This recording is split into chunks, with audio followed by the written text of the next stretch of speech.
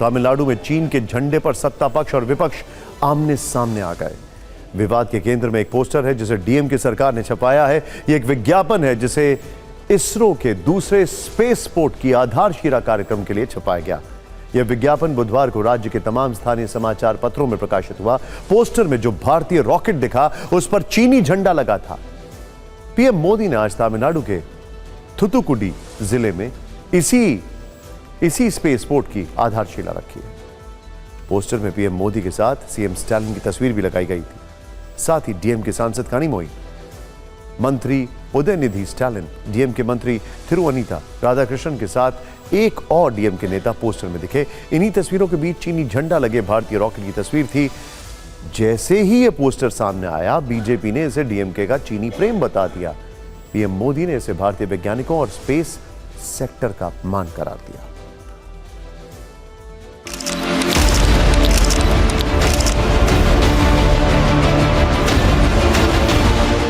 Tamil Nadu BJP अध्यक्ष के अन्नामलाई ने विज्ञापन का फोटो सोशल मीडिया पर साझा किया।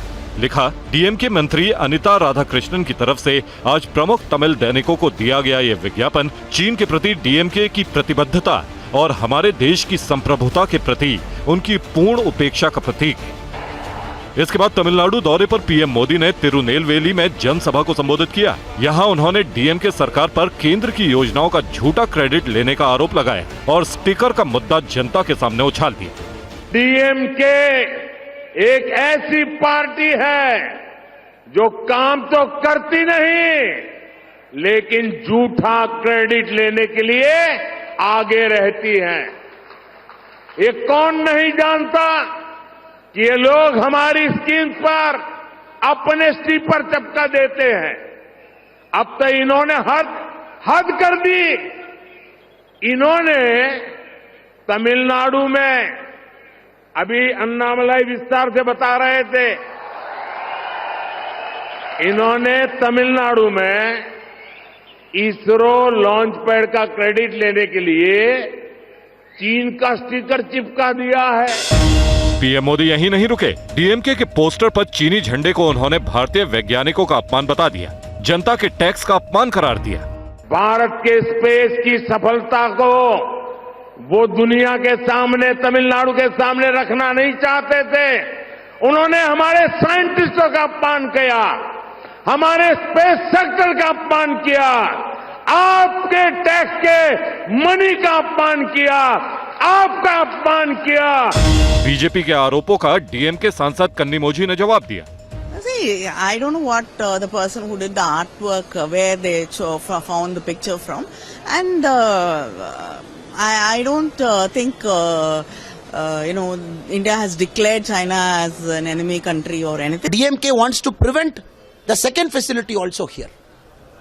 DMK wants to stop the rocket launching facility from coming here.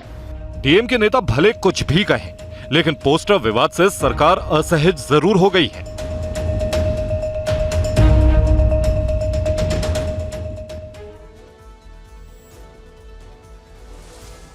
ISRO के जिस स्पेसपोर्ट या लॉन्च पैड वाले पोस्टर पर राजनीति हो रही है, अब आपको उस स्पेसपोर्ट की कुछ खासियत बताते हैं।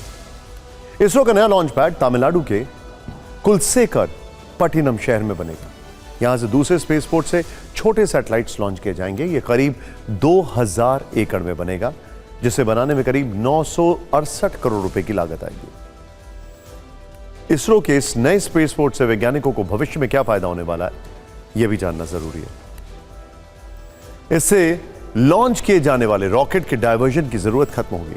अभी श्रीहरिकोटा से छोड़े जाने वाले रॉकेट का रूट डायवर्ट करना जरूरी होता है। श्रीलंका के हवाई क्षेत्र से बचने के लिए रास्ता बदलना जरूरी है। श्रीहरिकोटा से छोटे उपग्रहों को लॉन्च करने का खर्च ज्यादा आता है। रूट डाइवर्ट करने की वजह से ईंधन और समय दोनों ज्यादा खर्च होते हैं। तमिलनाडु के नया लॉन्च पैड बनने के बाद यह समस्या खत्म हो जाएगी।